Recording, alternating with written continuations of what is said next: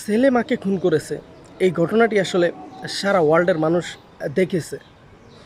কিন্তু র্যাব যখন তদন্ত করেছিল তখন আসলে এই ঘটনাটি সারা ওয়ার্ল্ডের মানুষ আসলে জানতে পেরেছে। কিন্তু 3 দিন পরে এমন কি হলো যে আসলে যখন পুলিশ এই মামলার দায়িত্ব গ্রহণ করে তখন আসলে জানতে পারে যে এই মামলাটি সাদনামের যে ছেলেটি তার মাকে খুন করে নাই, সেটা খুন করেছে তার বাসার ভাড়াটিয়া।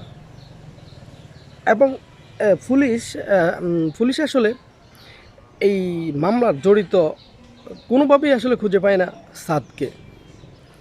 সাদ মানে তার ওই যেই মহিলাটি মারা গেছে তার ছেলেকে। তারা সিসি ক্যামেরা ফুটেজ অথবা তারা সব কিছু তদন্ত করে আসলে জানতে পেরেছে ছেলেটি খুন করে না। কিন্তু র্যাব কীভাবে জানলো? আমার প্রশ্ন যে র্যাব কীভাবে জানলো যে ছেলেটি টাকার জন্য আসলে তার মাকে খুন করেছে? এই রকম আসলে মামলা সাজিয়ে আসলে আগে ফ্যাসিস্ট আওয়ামী লীগ সরকারের আমলে করা হতো। এইরকম আসলে মামলা তদন্ত এরকম এগুলো আগে হইতো। এখন আসলে স্বাধীন দেশে আসলে এটা কোনোভাবে কাম্য নয়। র্যাব কীভাবে জানলো যে তার ছেলে তাকে টাকার জন্য আসলে খুন করেছে এবং সে বিভিন্ন খুনিদের মতোই সে আসলে তার মাকে ফ্রিজে রেখে দিয়েছে এবং তার আত্মীয় স্বজনদেরকে আসলে কল দিয়ে জানিয়েছে যে তার মাকে খুঁজে পাওয়া যাচ্ছে না। এটা আসলে কোনোভাবে কাম্য নয়। এটা আসলে এই ধরনের আসলে সুষ্ঠু বিচার আমরা অবশ্যই চাই।